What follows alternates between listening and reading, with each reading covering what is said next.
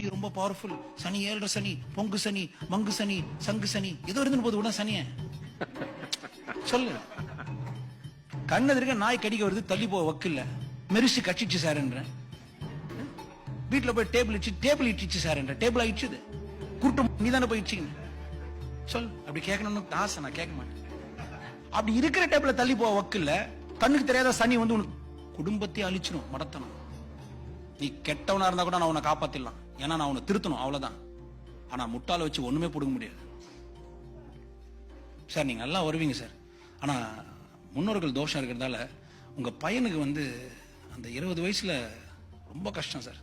இந்த 30 வயசு தாண்டிட்டாருன்னா பார்க்கலாம் சார். உன் பையன் போகும்போதெல்லாம் பார்ப்பேன், கார் எடுத்துன்னு போனா பயப்படுவேன், பைக் எடுத்துன்னு போனா பயப்படுவேன்.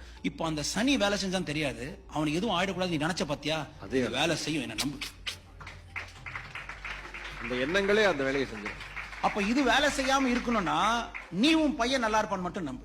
நாளைக்கு உன் பையன் ஒரு பிசினஸ் ஆரம்பிக்கிறான், ஒரு ரோல்ஸ் ராய்ஸ் வாங்கணும்னு ஆசைப்படுறான், ஒரு 100 கோடி லாபம் பண்ணணும்னு நினைக்கிறான். இப்ப அந்த அம்மா அப்பாவும் அந்த பிளெஸிங் போட்டிருக்காங்க, அவங்களுக்கு ஒரு 2 அபார்ட்மெண்ட் போதும், என் பையன் நல்லா வரணும் சார், நினைச்சதெல்லாம் சாதிக்கணும் சார். இப்ப அவன் ஆசைப்படும் போது அந்த ஆசைக்கு சப்போர்ட்டா உன்னுடைய எண்ணம் கிரெடிட்டா போய் சேரும். தயவுசெய்து புரிஞ்சுக்க, நான் சயின்டிபிக்கா பேசுவேன். நீங்க நம்புற அதே சந்திரன் தான் அங்க இருக்க சந்திரன். அங்க சந்திரயான் லேண்ட் ஆயிடுச்சா இல்லையா? ஆயிடுச்சா இல்லையாமா? இப்ப நிலால யாரோ ஒருத்தங்க லேண்ட் ஆயிட்டாங்க, அதான உண்மை. அப்ப உன்னை கேட்டு பாரு, ஓஹோ இப்ப சந்திரன்றது ஒரு உடம்பு, கண்ணு மூக்கு காதெல்லாம் வச்சு ஆம்பளை தானே வச்சிருக்கீங்க. அப்ப சந்திரயான் லேண்ட் ஆச்சு இல்ல, அது மண்டையிலையா தொண்டையிலையா இல்ல தொடையிலையா? கேள, இதுக்கு ஆன்சர் சொல்ல. இல்ல சார் லேண்ட் ஆயிடுச்சு. உனக்கு என்ன?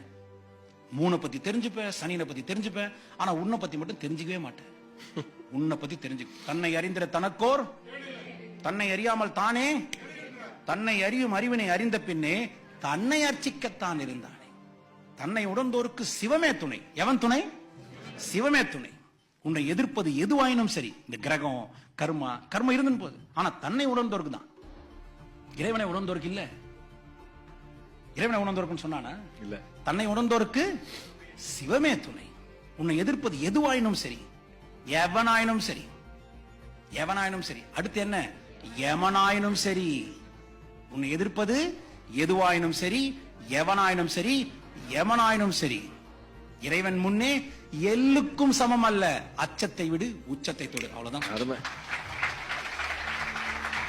அதனாலதான் வந்து ஞான சம்பந்தரே நாளும் கோளும் நம்பர்கென் செய்யும், அவ்வளவுதான் திருநாவுக்கரசருக்கு. ஏன்னாங்கிறப்ப ஞான சம்பந்தரே சொன்னார், அதெல்லாம் ஒண்ணுமே எதுவும் செய்ய. யானை போய் என் நெஞ்சம் போய் என் அன்பு போய், ஆனால் வினை ஏன்? கிரகம் சரியில்லப்பா, ஆனா இதெல்லாம் போய், ஆனால் வினை ஏன்? அழுதால் உனை பெறலாமே, அடையலாமேன்னு சொல்லலையே.